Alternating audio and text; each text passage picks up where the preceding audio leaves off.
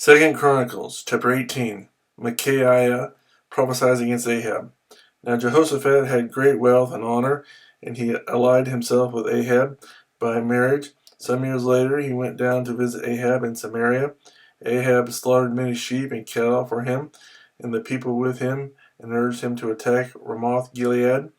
Ahab, king of Israel, asked Jehoshaphat, king of Judah, "Will you go with me against Ramoth Gilead?" Jehoshaphat replied, "I am as you are, and my people as your people. We will join you in the war." But Jehoshaphat also said to the king of Israel, "First seek the counsel of the Lord." So the king of Israel brought together the prophets, 400 men, and asked them, "Shall we go to war against Ramoth Gilead, or shall I refrain?" "Go," they answered, "for God will give it into the king's hand." But Jehoshaphat asked, "Is there not a prophet of the Lord here whom we can inquire of?"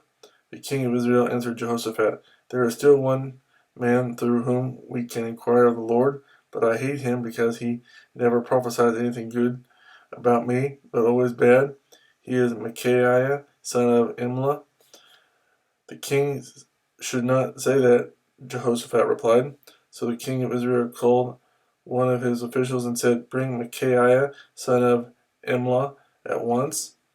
Dressed in their royal robes, the king of Israel and Jehoshaphat, king of Judah, were sitting on their thrones at the threshing floor by the entrance to the gate of Samaria, with all the prophets prophesying before them.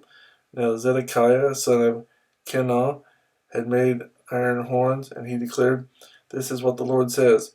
With these you will gore the Armenians until they are destroyed." All the other prophets were prophesying the same thing. "Attack Ramoth Gilead and be victorious," they said, "for the Lord will give it into the king's hand." The messenger who had gone to summon Micaiah said to him, "Look, as one man, the other prophets are predicting success for the king. Let your word agree with theirs and speak favorably." But Micaiah said, "As surely as the Lord lives, I can tell him only what my God says." When he arrived, the king asked him, "Micaiah, shall we go to war against Ramoth Gilead, or shall I refrain?" "Attack and be victorious," he answered, "for they will be given into your hand." The king said to him, "How many times must I make you swear to tell me nothing but the truth in the name of the Lord?" Then Micaiah answered, "I saw all Israel scattered on the hills like sheep without a shepherd, and the Lord said, 'These people have no master. Let each one go home in peace.'"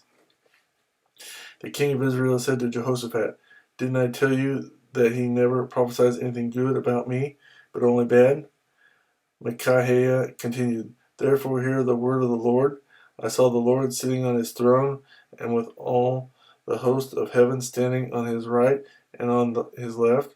And the Lord said, 'Who will lure Ahab, king of Israel, into attacking Ramoth Gilead and going to his death there?'" One suggested this, and another that. Finally, a spirit came forward, stood before the Lord, and said, "I will lure him." "By what means?" the Lord asked. "I will go and be a lying spirit in the mouth of all his prophets," he said. "You will succeed in luring him," said the Lord. "Go and do it." So now the Lord has put a lying spirit in the mouths of these prophets of yours. The Lord has decreed disaster for you. Then Zedekiah, son of Kenah, went up and slapped Micaiah in the face. "Which way did the spirit from the Lord go when he went from me to speak to you?" he asked. Micaiah replied, "You will find out on the day you go to hide in an inner room."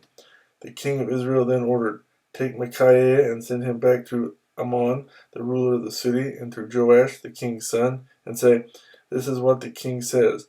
Put this fellow in prison and give him nothing but bread and water until I return safely.'"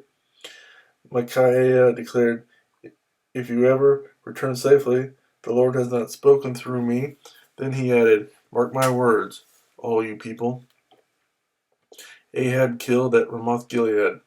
So the king of Israel and Jehoshaphat, king of Judah, went up to Ramoth Gilead. The king of Israel said to Jehoshaphat, "I will enter the battle in disguise, but you will wear your royal robes." So the king of Israel disguised himself and went into battle.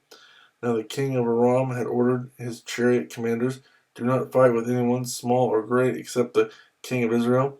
When the chariot commanders saw Jehoshaphat, they thought, this is the king of Israel. So they turned to attack him, but Jehoshaphat cried out, and the Lord helped him. God drew them away from him, for when the chariot commanders saw that he was not the king of Israel, they stopped pursuing him. But someone drew his bow at random and hit the king of Israel between the sections of his armor. The king told the chariot driver, wheel around and get me out of the fighting. I've been wounded. All day long the battle raged, and the king of Israel propped himself up in his chariot facing the Armenians until evening. Then at sunset he died.